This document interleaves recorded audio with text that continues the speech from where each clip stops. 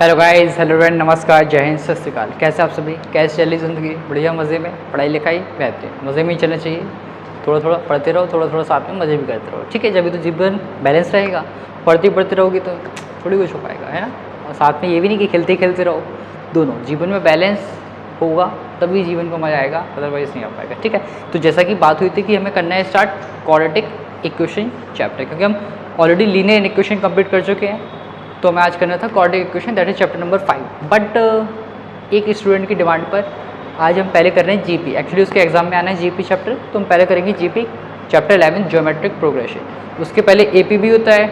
अब एपी अभी नहीं हो पाएगा तो आपको जीपी से ही क्लियरिटी रहेगी, कोई दिक्कत नहीं है। एपी अपन बाद में करेंगे, पहले करते हैं आज से स्टार्ट जीपी ज्योमेट्रिक प्रोग्रेशन। और अगर आपके भी एग्जाम में टेस्ट में कोई दूसरा चैप्टर आया तो कमेंट करके जो बताइएगा, उसको भी पहले कवर किया जाएगा, ठीक है भैया? चलिए तो समझते हैं ज्योमेट्रिक प्रोग्रेशन क्या है। उसके पहले हम 3 वर्ड्स की थोड़ा सा दृष्टि डालना चाहेंगे। कौन कौन सा? एक होता है भैया सीक्वेंस,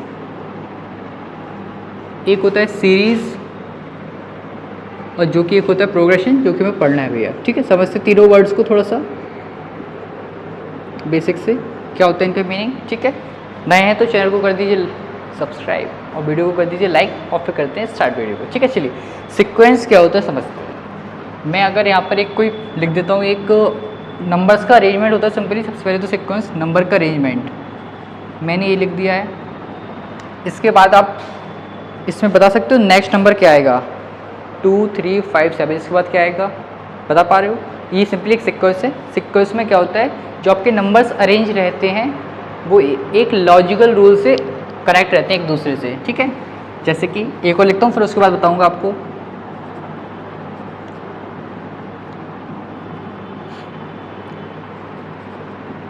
ठीक है, ये अगेन इसका भी नेक्स्ट टाइम अगर हो सके तो आप बताइए, कोशिश करिए, ठीक है? और बात करते हुए इसमें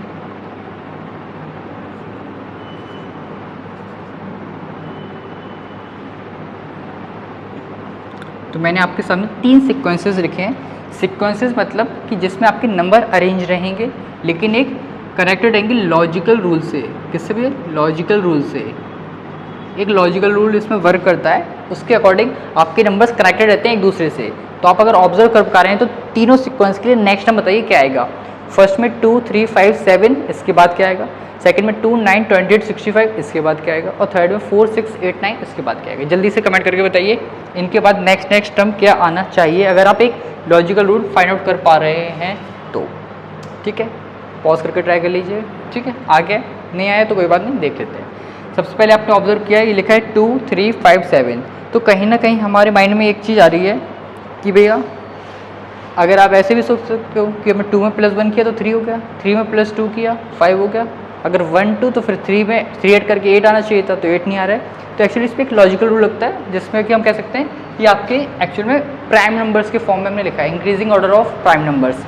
तो 2 3 5 7, इसके बाद फिर क्या आएगा भैया? बिल्कुल सही जवाब है आपका। इसके बाद आएगा आपका 11, यस, नेक्स्ट प्राइम नंबर है आपका 11, ठीक है? प्राइम नंबर्स हैं ये आपके प्राइम नंबर्स, ठीक है? नेक्स्ट की बात करें 2 9 28 65। तो आप देखिए इसमें मैंने क्या लॉजिकल रूल लगाया। इसमें मैं बोल रहा हूँ आपसे कि एक पर्टिकुलर मतलब इस तरीके से 1 का स्क्वायर +1, सॉरी 1 का क्यूब +1, 2 का क्यूब +1, देखो ना, इसको हटा दें पहले। 4 6 8 9 नीचे लिख लेते हैं इसको। 4 6 8 9, देखो 1 का क्यूब +1, 2 का क्यूब +1, 3 का क्यूब +1, 4 का क्यूब +1। तो आप देखोगे आपको यही नंबर्स मिल जाएंगे। तो 1 का क्यूब +1 2, 2 का क्यूब 8, 8 + 1 9, 3 का क्यूब 27 + 1 28, 4 का क्यूब 64 + 1 65, ठीक है? तो ये आपके क्या होते हैं, एक लॉजिकल रूल से कनेक्टेड रहते हैं सभी एक टर्म्स। तो इसमें हम बोल सकते हैं n³ +1, ये हो गया इसका एक nth टर्म। अभी बताता हूँ nth टर्म क्या होता है। इसकी बात कर लेते हैं जल्दी से। ये क्या है आपका, देखोगे कंपोजिट नंबर्स दिख रहे होंगे आपको, 4 6 8 9, और इसके बाद आएगा आपका 12। तो इसमें इसके बाद क्या आएगा, पहले इसके देख लें। तो इसके बाद आएगा 5 का क्यूब +1, दैट इज़ 126। ओ इसके बाद आएगा 126वां नंबर, 126, ठीक है? इसकी बात करें 4 6 8 9, तो आप देखोगे कहीं ना कहीं कंपोजिट नंबर्स लिखे हैं 4 6 8 9, इसके बाद आएगा भैया 12। कौन से ये कंपोजिट नंबर हैं। तो आपके जो सीक्वेंस होते हैं वो सिंपली एक लॉजिकल रूल से कनेक्टेड रहते हैं, जैसे कि आपको तीनों एग्जाम्पल के थ्रू देख लिया है। या तो आप उसमें, या तो देखो प्राइम नंबर में आप एक जनरल टर्म के लिए आप जनरल फॉर्म बना सकते हो, जैसे कि हम बोलें ये आपने क्या बना दिया इसका जनरल टर्म n3+1। अगर मैं इसमें 2 पुट करूँगा डायरेक्ट तो आपको सेकंड नंबर का टर्म मिल जाएगा, 4 पुट करोगे तो 4th नंबर का टर्म मिल जाएगा, 5 पुट करोगे तो 5th नंबर का टर्म मिल जाएगा। लेकिन इन दोनों में कुछ आप ऐसा जनरल रूल एक मीन्स डेफिनेट फॉर्म नहीं बना पा रहे हो जिसकी हेल्प से एक पर्टिकुलर टर्म की वैल्यू आप इजीली फाइंड आउट कर लो। जैसे अगर मैं पूछूँ इसमें आपसे 8th नंबर पे कौन सा टर्म आएगा, तो आपको पूरा सीक्वेंस लिखना पड़ेगा, तब जाकर आप बताओगे 8th नंबर पे क्या आ रहा है। लेकिन इसमें ऐसा नहीं करना है, डायरेक्ट n की प्लेस पर 8 पुट करो, आपका आंसर आपके समक्ष होगा। ठीक है, तो सीक्वेंस में मतलब लॉजिकल रूल ये होता है कि आप उसका nth टर्म लिख भी सकते हो और नहीं भी लिख सकते हो, डिपेंड करता है। ठीक है, तो जैसे इसमें कंपोजिट नंबर है, इसमें भी आप डायरेक्ट बता सकते हो 8th या 10th पोजीशन पर क्या आएगा, उसके लिए आपको पूरा सीक्वेंस लिखना ही पड़ेगा। ठीक है, तो सीक्वेंस क्या होता है जिसमें लॉजिकल रूल से कनेक्टेड रहते हैं आपके टर्म्स। और वहीं अगर ये सीक्वेंस और इसमें आप ऐसे भी लिख सकते हो 2 4 6 8, नेक्स्ट टर्म बताओ, तो इसमें ऑब्जर्व कर रहे होगे कि हर एक टर्म में 2 2 ऐड होता जा रहा है, तो आपको नेक्स्ट टर्म मिल रहा है 2 + 2 4, 4 + 2 6, 6 + 2 8, 8 + 2 10। आओ, तो इसका अगर जनरल टर्म की बात करें तो 2n हो जाएगा। ठीक है, तो सीक्वेंस में हो भी सकता है, नहीं भी हो सकता है। जनरली हम इसमें बोलते हैं कि लॉजिकल रूल से कनेक्टेड रहते हैं अगर आपके टर्म्स, तो उनको हम सीक्वेंस कहते हैं। सीरीज़ क्या होती है, अगर सीक्वेंसेस आपके प्लस या माइनस टर्म से कनेक्टेड हैं। अगर पहली सीरीज़ की बात करूँ 2 + 3 + 5 + 7 प्लस टिल चलती आ रही है। ऐसी सेकंड वाली भी लिख सकते हो 2 + 9 + 38 + 65 चलती आ रही है। फिर ये लिख सकते हो 4 - 6 - 8 - 9 माइनस चलती आ रही है। ऐसी ऑल्टरनेट में भी लिख सकते हो 2 + 4 - 6 + 8 माइनस चलती आ रही है। तो मतलब अगर प्लस माइनस से कनेक्टेड है आपके टर्म्स तो उसको हम कहते हैं सीरीज़। सीरीज़ कोई अलग चीज़ नहीं है, सीरीज़ बस ये एक्चुअली समेशन होता है उन टर्म्स का, या तो प्लस से कनेक्टेड होंगे या माइनस से ऑल्टरनेट साइन हो सकता है, plus minus plus minus plus. ठीक है, तो अपन को लेकिन जो स्पेशली पढ़ना है दैट इज़ प्रोग्रेशन। अब प्रोग्रेशन क्या होता है, प्रोग्रेशन एक स्पेशल केस ही है सीक्वेंस का जिसमें हर एक सीक्वेंस का जनरल रूल होगा। इसमें लॉजिकल रूल वर्क कर सकता है, हो सकता है किसी किसी में आ जाए, लेकिन इसमें हर एक सीक्वेंस का आपको जनरल रूल मिलेगा, इसलिए हम उनको कहते हैं प्रोग्रेशन। कैसे से समझ में नहीं आया देख लेते हैं। 1 2 4 8 16 इस तरीके से आपको कुछ नंबर्स गिवन है, तो आप इसमें एक लॉजिकल रूल फाइंड आउट कर पा रहे हो, क्या कर पा रहे हो कि नहीं। क्या आप हर एक नंबर में 2 मल्टीप्लाई करोगे तो आपको नेक्स्ट टर्म मिल रहा है 1 × 2 2, 2 × 2 4, 4 × 2 8, 8 × 2 16।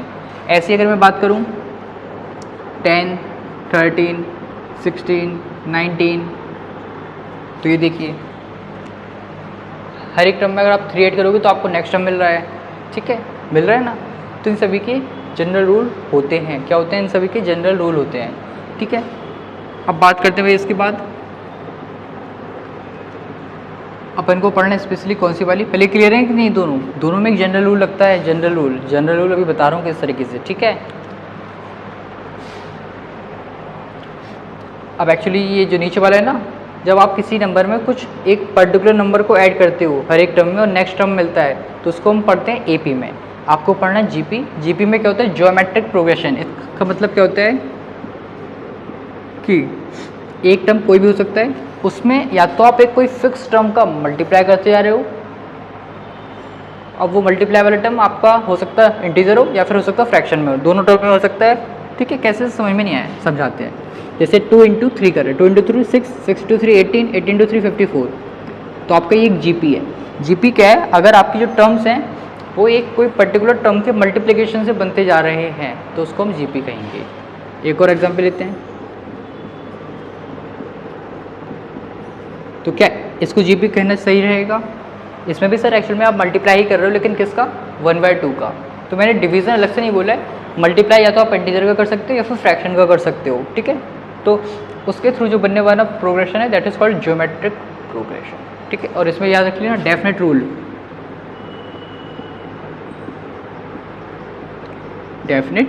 इसमें वर्क करता है। मतलब इसमें हर एक सीक्वेंस का आप एक जनरल टर्म निकालने के लिए फॉर्मूला लिख सकते हो, जैसे कि इसमें इसके लिए उसके लिए लिखा है ना, ऐसे इसमें आप सभी के लिए लिख सकते हो। तो अभी अपन देखेंगे आगे किस तरीके से हम लिख सकते हैं लेकिन स्पेशली में पढ़ना है जीपी, तो हम जीपी की बात करेंगे पूरी अच्छी तरीके से, ठीक है। यहाँ पर आई होप आपको सीक्वेंस, सीरीज और प्रोग्रेशन में शायद मेरे अकॉर्डिंग क्लियरिटी आ गई होगी किस तरीके से ये डिफ्रेंशिएट होते हैं एक दूसरे से, ठीक है। सीक्वेंस में आपका हो सकता है एक लॉजिकल रूल लगता है, किसी किसी के लिए जनरल टर्म भी आप लिख सकते हो, लेकिन पूरा जो होल एक आप बोल सकते हो क्वांटिटी दैट इज सीक्वेंस। इसका एक सब पार्ट होता है प्रोग्रेशन, जिसमें डेफिनेट रूल होता है, हर एक सीक्वेंस का डेफिनेट रूल होता है जिसको हम प्रोग्रेशन कहते हैं। और अगर आपका सीक्वेंस प्लस या माइनस से कनेक्टेड है तो हम उसको सीरीज कहते हैं, ठीक है। यहाँ तक क्लियर है, कोई बात नहीं, ठीक है, बढ़िया है, मज़े में, कोई दिक्कत तो नहीं है, बता दो भैया, क्लियर है। ओ ओ ओ ओ जस्ट अ मिनट, ठीक है। चलिए बात कर लेते हैं अब स्पेशली जीपी के लिए, ठीक है। इसको मैं रफ कर रहा हूँ, स्क्रीनशॉट लेना है तो ले सकते हो आप, ठीक है। ले लीजिए जल्दी से स्क्रीनशॉट, ले लिया, चलिए ठीक है। चलिए बात करते हैं ज्योमेट्रिक प्रोग्रेशन के बारे में, स्पेशली ज्योमेट्रिक प्रोग्रेशन। बता देना भैया नहीं आए समझ, वैसे तो आई डोंट थिंक कि नहीं आ रहा होगा, आ रहा होगा, ठीक है। एक है इसके पहले एपी अरिथमेटिक प्रोग्रेशन, उसमें एक एपी का सीक्वेंस बनता है, ये आपको ज्योमेट्रिक, इसमें कुछ जीप का ज्योमेट्री से रिलेटेड है, इसलिए इसका नाम है ज्योमेट्रिक प्रोग्रेशन, ठीक है। समझते हैं आप अच्छी तरीके से। लेट से मैंने लिखा है फिर से एक 1 लिखा है, इसमें हम 2 का मल्टीप्लाई करते आ रहे हैं, 2 फिर 2 × 2 4, 4 × 2 8, 8 × 2 16। तो ये आपकी क्या हो गई भैया, जीपी हो गई। जीपी क्यों हो गई सर, क्योंकि हर एक टर्म पहले वाले में कुछ मल्टीप्लाई करके मिल रहा है हमें, वो भी सेम नंबर। सेम नंबर होगा तभी, सेम नंबर होगा तभी, क्योंकि अगर मैं आपको सामने ये लिखूँ ना 2 × 3 6, 6 × 4 24, 24 × 3 72, 72 × 4 करेंगे तो हो जाएगा 288। तो क्या एक जीपी है, नहीं सर। एक्चुअली आपको हर एक टर्म उसके पहले में कुछ मल्टीप्लाई करके मिल रहा है, लेकिन वो कुछ सेम नहीं है, क्योंकि देखो इसमें क्या है × 2 × 2, लेकिन इसके इसमें क्या है × 3 × 4 × 3 × 4, ठीक है ना। तो एक कॉमन टर्म नहीं है, मतलब जो मल्टीप्लाई कर रहे हो वो कॉमन नहीं है, समझ रहे हो कि नहीं समझ रहे हो, जल्दी से बताओ, समझ रहे हो ना, वेरी गुड। तो अगर कॉमन है वो मल्टीप्लाई वाला टर्म आपका क्वांटिटी, उसी केस में हम उसको जीपी कहेंगे, अदरवाइज नहीं कहेंगे, ठीक है। तो हम कुछ पहले लिख रहे हैं आपके सामने प्रोग्रेशंस, बताइएगा जरूर वो आपकी जीपी हैं या नहीं है, ठीक है। चलिए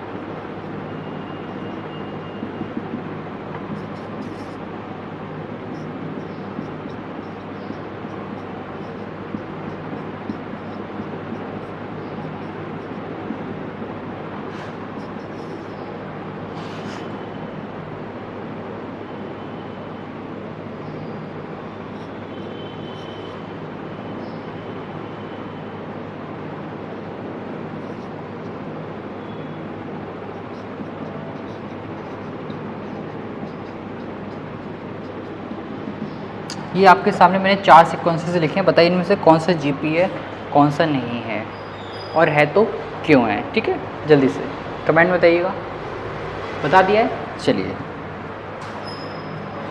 अब बात करते हैं भैया 2, 5, 8, 11, 14। तो आप कहीं ना कहीं ऑब्जर्व कर पा रहे होंगे कि इसमें हम 2 + 3 5, 5 + 3 8, 8 + 3 11, 11 + 3 14। एक सेम टर्म तो आ रहा है, लेकिन वो ऐड हो रहा है, एक्चुअल में क्या हो रहा है, ऐड, मल्टीप्लाई नहीं हो रहा है, तो इसलिए हम इसको जीपी नहीं कह सकते, ठीक है। सेकंड में देखेंगे 10 के बाद आया 5, मतलब आपने किससे मल्टीप्लाई किया, 1/2 से, यस 1/2 से। फिर 5 को 1/2 से मल्टीप्लाई किया है, फिर इसको 1/2 से मल्टीप्लाई किया है, मतलब क्या है कि इसमें आप सेम नंबर से मल्टीप्लाई कर रहे हो, सेम नंबर से, इसलिए हम इसको जीपी कंसिडर करेंगे, यस। नेक्स्ट क्या बोल रहा है कि 1 में आपने 1/2 का मल्टीप्लाई किया है, फिर 6 आया, मतलब 1/3 का किया है, फिर 2 का किया है, फिर 3 का किया, 1/3 1/2, मतलब पहले 1/2 फिर 1/3 फिर 1/2 1/3। मल्टीप्लाई तो हो रहा है, लेकिन सेम टर्म का नहीं हो रहा है, तो हम इसको जीपी नहीं कह सकते हैं, दुर्भाग्य ये हमारा, ठीक है। इसका दुर्भाग्य कि ये जीपी नहीं कहलाएगा, अब माना क्या है, ये क्या है, एक्चुअल में ये भी एक अच्छा सीक्वेंस है। इसमें क्या किया है मैंने, 1 का क्यूब -1, 2 का क्यूब -1, 3 का क्यूब -1, 4 का क्यूब -1। तो ये सर मल्टीप्लाई तो कुछ हो ही नहीं रहा, पता नहीं क्या दे दिया है। तो ये भी आपका क्या नहीं है, जीपी नहीं है। तो आई होप आप समझ गए हो जीपी क्या होता है। जीपी एक ऐसा प्रोग्रेशन या एक ऐसा सीक्वेंस है जिसमें एक टर्म उसके प्रेसीडिंग में कुछ मल्टीप्लाई करके मिलता है, उसको हम जीपी कहते हैं। ठीक है, समझ गए हो। चलिए और अच्छे से बात करते हैं। अब एक जीपी बनाते हैं अपन, ठीक है। कोशिश करना आप भी बनाओ भैया साथ साथ में। कैसे, लेट से एक फर्स्ट टर्म हमने ले लिया भैया 7, इसमें हम 2 का मल्टीप्लाई कर ले रहे हैं, बिल्कुल सिंपल सी बात कर रहे हैं, ठीक है। तो 7 × 2 आएगा, ये 7 रहेगा, ये हो जाएगा आपका 14। फिर इसमें अब आप 2 का मल्टीप्लाई करोगे, या फिर हम कह सकते हैं ये यही हो रहा है ना बात। तो पहले आपने 7 × 2 किया, फिर नहीं तो अभी ऐसे देख लो थोड़ा सा कन्फ्यूजन कम करने के लिए। फिर आप इसमें एक बार और 2 का मल्टीप्लाई कर रहे हो तो 28 हो जाएगा। फिर आप उसमें एक बार और मल्टीप्लाई कर रहे हो तो अब आपका क्या हो जाएगा, 56 हो जाएगा। और ऐसे ही चलता रहेगा। तो ये जीपी है, क्योंकि 2 का मल्टीप्लाई कर रहे हो आप। अगर सेम टर्म का मल्टीप्लाई हो रहा है हर एक टर्म में तो हम उसको जीपी कंसिडर करेंगे, ठीक है। अब सर लेकिन क्वेश्चन मेरा ये आता है कि आप इसी में बताइए 15th नंबर पर जो टर्म आएगा, एक्चुअली इनको क्या कहते हैं, टर्म कहते हैं भैया। क्या कहते हैं, टर्म। तो 15th नंबर पर कौन सा टर्म आएगा वो आपको बताना है। कैसे बताओगे जल्दी से? क्या पूरे 15 तक लिखोगे टर्म ऐसे ही सॉल्व करके फिर बताओगे कि कुछ सर आपने पढ़ाया था प्रोग्रेशन है मतलब जनरल टर्म लिख सकते हैं? यस सर, जनरल टर्म लिख सकते हैं। तो क्यों ना हम इसका भी कोशिश करें जनरल टर्म लिखने का। किसके लिए? जीपी के लिए एक जनरल टर्म जिसकी हेल्प से हम विदिन सेकेंड्स में निकाल सकते हैं उसका एक कोई भी पर्टिकुलर नंबर का टर्म।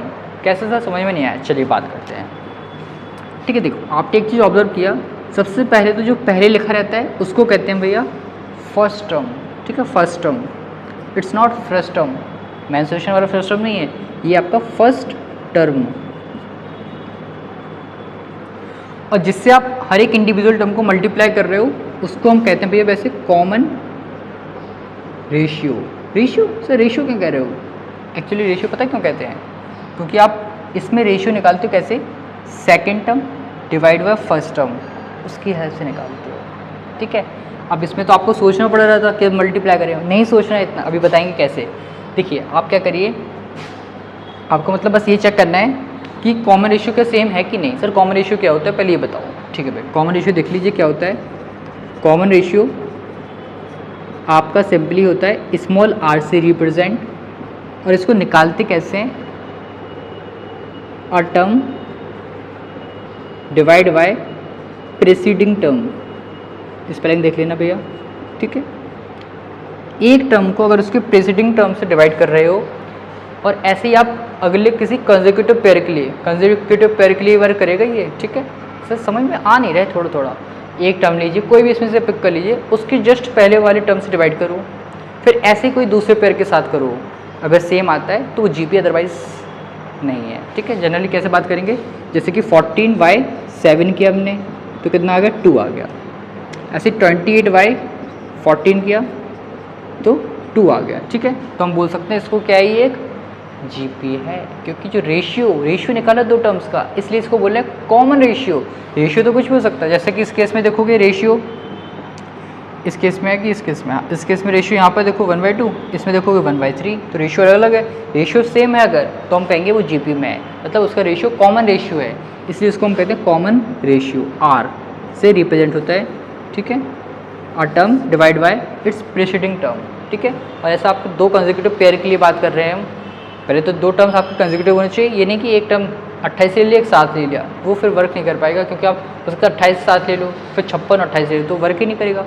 कंसेक्यूटिव टर्म्स होने चाहिए, याद रखिएगा, ठीक है। तो क्या आ गया, कॉमन रेशियो 2 आ गया। तो जो रेशियो कॉमन है तो हम कहेंगे ये जीपी है। फर्स्ट टर्म ये होता है जिसको हम स्मॉल ए से रिप्रेजेंट करते हैं, ठीक है। अब हम बात कर रहे थे सर कि एक जनरल टर्म कैसे लिखें किसी एपी के लिए, तो हम बात करते हैं पहला टर्म है ए, ठीक है। आपने फिर उसमें एक आर का मल्टीप्लाई किया है जो कि इस केस में कितना है 2 है, मतलब इस केस में ए की वैल्यू है 7, आर की वैल्यू है 2, ठीक है। तो आपको जो नेक्स्ट टर्म मिल रहा है वो आर का मल्टीप्लाई करके मिल रहा है, तो आपने क्या किया ए इंटू आर किया है, हाँ कि ना, very good, A into R. फिर आपने क्या किया है एक आर और मल्टीप्लाई कर दिया है तो a इंटू आर, फिर आपने एक आर और मल्टीप्लाई कर दिया है, बिल्कुल सही। तो इसको हम थोड़ा सा कंप्रेस्ड फॉर्म में लिख लेते हैं, ये एज इट इज रहेगा, ये हो जाएगा ए आर, ये हो जाएगा A R square, A R Q, और ऐसे ही चलती आ रही है गाड़ी। तो आप मुझे बताइए जो एक पर्टिकुलर नंबर का टर्म होगा वो कैसे हम फाइंड आउट करेंगे। सोचने वाली बात है कि सर हर एक टर्म में ए तो आ ही रहा है, तो उस जनरल टर्म में ए तो आएगा ही आएगा आपका, लेकिन आप थोड़ा आर पर फोकस करेंगे। तो अगर मैं बात करूँ फर्स्ट टर्म की, तो उसमें आर की पावर क्या है, 0, आर नहीं मतलब आर की पावर 0 है। सेकेंड टर्म में आर की पावर है 1, थर्ड टर्म में आर की पावर है 2। टर्म की पोजीशन बोलूँ मैं, first term, second term, third term, fourth term, मतलब सर जिस भी नंबर के टर्म की बात कर रहे हैं उसमें आर की जो पावर है वो उस टर्म से एक कम है। अगर हम जिस भी टर्म की बात कर रहे हैं तो उस केस में जो आर की पावर है वो उस टर्म के नंबर से कम है, तो हम कह सकते हैं कि nth नंबर पर जो टर्म आएगा उसमें पावर क्या हो जाएगी, n-1। हाँ कि ना, जल्दी से आया समझ कि नहीं, जल्दी से बताइए, जल्दी से देख लो भैया, क्लियर है कि नहीं है यहाँ तक, जल्दी से, ठीक है, क्लियर है यहाँ तक। तो हम बोल सकते हैं कि एक जीपी का अगर आपको जनरल टर्म की बात करें, इसको मैं रफ कर दे रहा हूँ, ठीक है, इसको हटा देते हैं।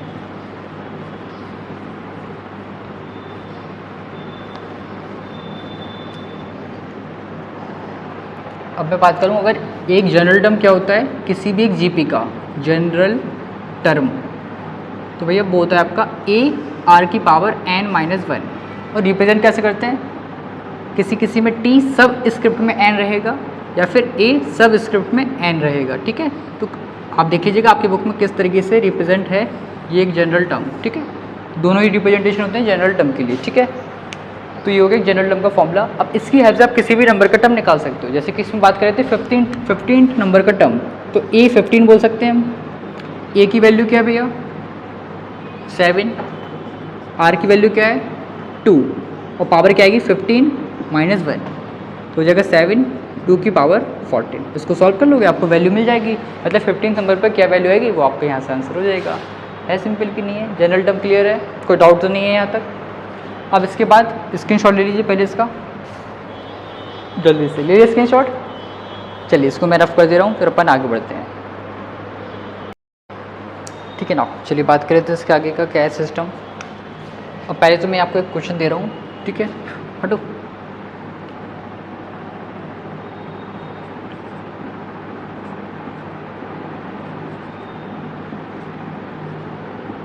देखो पहले तो आपको चेक करना है कि ये जीपी में है या नहीं। फिर अगर जीपी में है तो इसका फर्स्ट टर्म बताओ, कॉमन रेशियो बताओ, साथ में 10th नंबर का टर्म बताइए, ठीक है। चलिए बात कर लेते हैं। सबसे पहले चेक करते हैं कि जीपी में है या नहीं है, ठीक है। आप भी पॉज करके ट्राई कर सकते हो, क्या क्या बताना है, जीपी में है या नहीं है, फिर इसका फर्स्ट टर्म अगर है, इफ़ यस, ठीक है, देन ए क्या होगा, आर क्या होगा, और 10th नंबर का टर्म क्या होगा, ठीक है। ये 3 चीज़ फाइंड करना है। एक चीज़ और देख लेते हैं जिससे कि आपको क्लैरिटी रहे कि इस जीपी का जनरल टर्म क्या है और फिर 10th टर्म क्या है, ठीक है। चलिए चारों की बात कर लेते हैं, तो पॉज करके जल्दी से आप ट्राई कर सकते हो ये है कि नहीं है तो इन चारों की वैल्यू बताइए क्या हुई, ठीक है, कमेंट बॉक्स में बताइएगा। चलिए देख लेते हैं। सबसे पहले एक सीक्वेंस जीपी में है या नहीं चेक होता है कॉमन रेशियो से। आइए तो कॉमन रेशियो की बात कर लेते हैं। Second term divide by first term, गलती करते हैं स्टूडेंट, फर्स्ट को डिवाइड कर देते हैं सेकंड से कभी कभी, तो आपको ध्यान रखना है सेकंड डिवाइड बाय फर्स्ट। और 1/4 डिवाइड बाय 1/2, चेक करिए क्या आ रहा, 2 से 2 टाइम्स जाएगा तो बचेगा 1/2। फिर next term divide by second term, तो third term divide by second term, तो 2 टाइम्स, तो यहाँ से भी आ गया 2। तो हम कह सकते हैं कि कॉमन रेशियो इसमें क्या है, सेम है। कॉमन रेशियो मतलब जो रेशियो वो सेम है, इसलिए बोल सकते हैं हम कि हाँ ये सर जीपी में होगा। पहला आंसर आ गया यस, ठीक है, जीपी में है। जीपी में तो वही फर्स्ट टर्म जो पहले रखा है वही फर्स्ट टर्म होता है, फर्स्ट टर्म हो गया। कॉमन रेशियो जो डिवाइड कर आया है वो होता है, तो 1/2 भी आ गया। अब सर आप बोल रहे जनरल टर्म क्या होगा, हाँ तो जनरल टर्म के लिए हमने पढ़ा है ना फॉर्मूला क्या, an = a r की पावर n-1। ओ बस a की वैल्यू पता है पुट करो, r की वैल्यू पता है पुट करो, n नहीं पता है क्योंकि जनरल टर्म निकाल रहे हो आप, तो 1/2 की पावर 1 और यहाँ पर 1/2 की पावर n-1, तो दोनों की पावर ऐड हो जाएंगी पढ़ा होगा आइडेंटिटीज़ वाले चैप्टर में 1 + n-1, इसके पावर 1 है और इसके पावर n-1 है, ऐड कर दो तो यहाँ से आ जाएगा 1/2 की होल पावर n। तो ये हो गया इस जीपी के लिए जनरल टर्म। अब आपसे पूछे थे 10th नंबर का टर्म, तो बस n के प्लेस पर 10 पुट कर दीजिए तो आ जाएगा 10th नंबर का टर्म। हो इस तरीके से, बस सिंपल है ना, समझ गए हो। चलिए इसकी प्रॉपर्टीज तो देख लेते हैं जल्दी से, स्क्रीनशॉट लेना तो ले सकते हो। जब भी चेक करना हो आपको जीपी में है या नहीं, कॉमन रेशियो निकाल के देख लेना, कॉमन है तो जीपी में तरह बेच चाहिए, ठीक है। कुछ इसकी बेसिक प्रॉपर्टीज़ हैं, क्या है आइए देख लेते हैं, ठीक है। ये आपकी इंट्रो वीडियो भी है, नेक्स्ट वीडियो में करेंगे एक्सरसाइज को कवर है। फर्स्ट प्रॉपर्टीज़ क्या है आपकी, फर्स्ट प्रॉपर्टीज़ नहीं, फर्स्ट प्रॉपर्टी क्या है, प्रॉपर्टीज़ ऑफ द जीपी, ठीक है। बात कर लेते हैं। फर्स्ट तो आपको पता है जो रेशियो कॉमन रहता है हर एक कॉन्जिक्यूटिव पेयर के लिए, रेशियो रिमेन सेम, ठीक है सर, ये तो पता था बिल्कुल। नेक्स्ट क्या है कि अगर आपके 3 टर्म्स जीपी में हैं A, B, C, अगर ये 3 टर्म्स आपके जीपी में हैं तो यहाँ से एक रिलेशन टाइप का बन जाता है कि B/A = C/B। तो यहाँ से क्रॉस मल्टीप्लाई करते हैं तो B² = AC। एक ये कंडीशन है जो कि आपकी काफ़ी जगह यूज़ हो जाएगी, आगे देखेंगे अपन, ठीक है। तो ये आपका एक रिलेशन आ गया कि B² = AC। जो मिडिल नंबर के जो मिडिल टर्म है उसका स्क्वायर करोगे तो वो एक्सट्रीम टर्म्स का प्रोडक्ट के इक्वल होता है। मिडिल नंबर का जो टर्म है, मिडिल नंबर है उसका जो स्क्वायर है वो इक्वल आता है इनके प्रोडक्ट के, ये बता रहे हैं यहाँ पर, ठीक है। एग्जाम्पल लेना है, ले लो भैया 2, 6, 18, ठीक है, 3 टर्म्स हैं। तो मिडिल का स्क्वायर करिए, 6 का स्क्वायर इक्वल आएगा 2 × 18 के, बिल्कुल सर आ रहा है 36 = 36, यही बता रहा है वो, ठीक है।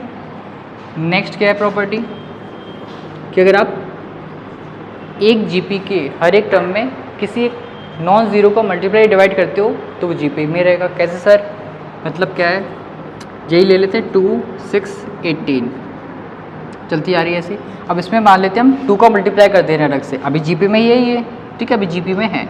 अगर मैं इसमें मल्टीप्लाइड कर दूँ किससे भैया, 2 से, तो क्या हो जाएगा 4, 12, 36। क्या अभी भी ये जीपी में, आप देखोगे हाँ 4 × 3 12, 12 × 3 36, तो अभी भी सर जीपी में ही है ये।